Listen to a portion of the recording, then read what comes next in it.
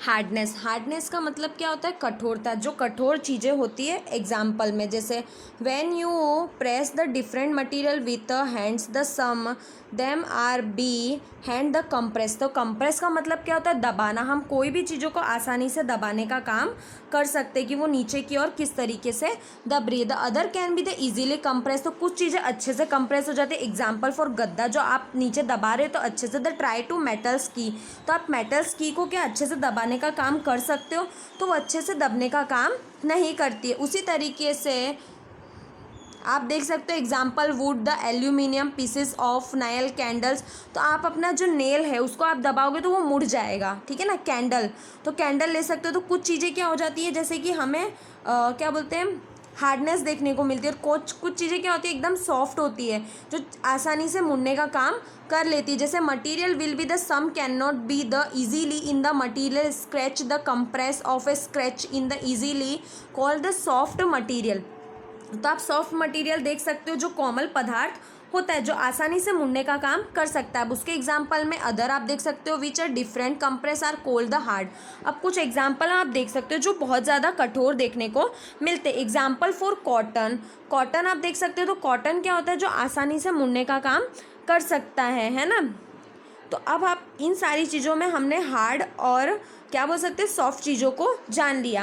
अब देखिए कुछ एग्जांपल्स हमें यहाँ पे भी बताए गए हैं, जैसे कि different properties like a lustre hardness be the. अब जैसे आप देख सकते हो कि स्मूथली जिस तरीके से हम उन चीज़ों का उपयोग करें। Can you think the other properties that are discussing appearance of a materials. तो अब हम इन चीज़ों के बारे में किस तरीके से हम दिखावट कर सकते हैं, हम इसके बारे में आगे देखेंगे। देखिए अब आगे, अब एक्टिविटीज़ 4 में देखिए एग्जाम्पल में बताया सॉलेबल और इनसॉलेबल। सॉलेबल का मतलब क्या होता है, विलय, और इनसॉलेबल का मतलब होता है अविलय। Collecting the simple the some in the soiled in the substance the such a sugar salt chalk powder sand तो आप क्या देख सकते हो,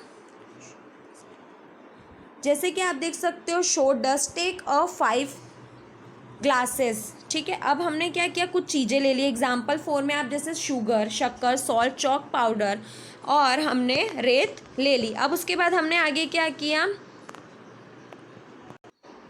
beakers fill each them the about 3 with a water, add a small amount of a sugar the first glass, salt in second glass, similarly add is a small amount the other substance into the other glass। तो हमने जितनी चीज़ें ली तो हमें क्या करना है, उनका डिवाइड करके 2.3 को डिवाइड करके उनको ग्लास में पानी में डाल देना। तो हमने पहले ग्लास में क्या डाला, चीनी डाली, शक्कर डाली चम्मच भर के, दूसरे ग्लास में हमने नमक डाला। उसी तरीके से अलग अलग के साथ डालकर हमें उसे मिक्स करना है। अब उसके बाद sheets the contents of each other them spoon water for a few minutes observing what happen to substance add to the water. Figure 4.4 note your observation as show table in 4.3। अब हमें क्या करना है, कुछ देर बाद तक उसको स्पून से अच्छे से हिलाने का काम करना है। थोड़े समय बाद हमें देखना है कि हमें क्या देखने को मिला, पानी में हमें क्या देखने को मिला। जो हमने एग्जाम्पल किया एक्टिविटीज़ की, उसमें हमें पता लगा कि जो पानी के अंदर मिलाया गया पदार्थ क्या है। तो आप उसके बारे में 4.3 में जो नोट बताई हुई है वो हाँ हमें लिखना है, ठीक है। यहाँ पे आपको ये नोट बताई हुई है, यहाँ पे हमें लिखना है। चलिए अब आगे, you will noticing that some substance have a completely disappeared of a dissolve in a water. We say that the substance are a soluble in a water, the other substance is a not mix with a water and not a disappear even the after we see for a long time this a substance insoluble in a water. अब आपने देखा कि यहाँ पे जो अच्छी तरीके से पानी में मिक्स हो गया तो उससे हम क्या बोल सकते हैं, सॉलेबल बोल सकते हैं। और जो अच्छी तरीके से पानी में मिक्स नहीं हुआ है उसे हम इनसॉलेबल कह सकते हैं।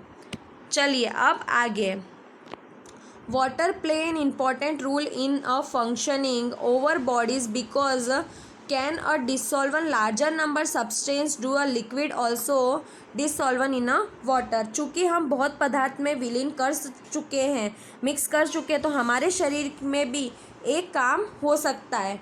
The larger functioning are working over bodies are the, क्या द्रव भी जल में विलीन हो जाता है। एग्जाम्पल्स फॉर हम देख सकते हैं, do liquid also dissolve in a water, तो क्या द्रव जो चीज़ होता है वो भी पानी में मिक्स हो सकती है। चलिए एक्टिविटी 5, एक्टिविटी 5 में हमें क्या करना है। अब आपको क्या करना है एक्टिविटी 5 में, vinegar, lemon juice, mustard oil, coconut oil, तो आपको इन सारी चीज़ों को क्या करना है, कलेक्ट करना है। The other liquid, take a glass tumbler, तो आपको एक ग्लास लेना है, कांच का ग्लास लेना है, उसमें थोड़ा थोड़ा पानी डालना है। तो थोड़ा थोड़ा हाफ पानी डालने के बाद अब उसमें कोई भी एक चीज़ मतलब कि या तो विनेगर या लेमन जूस को पानी में डालकर अच्छे से 5 मिनट तक मिक्स करना है। तो आपको उन्हें 5 मिनट तक छोड़ देना है।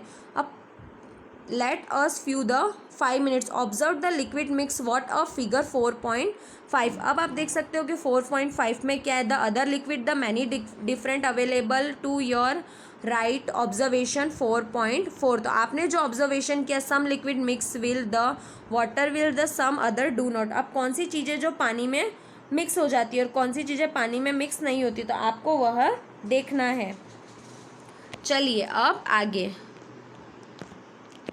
we note that some liquid get completely mixed water, the others is the not mixed water, the from is a separately layer when kept aside the some other।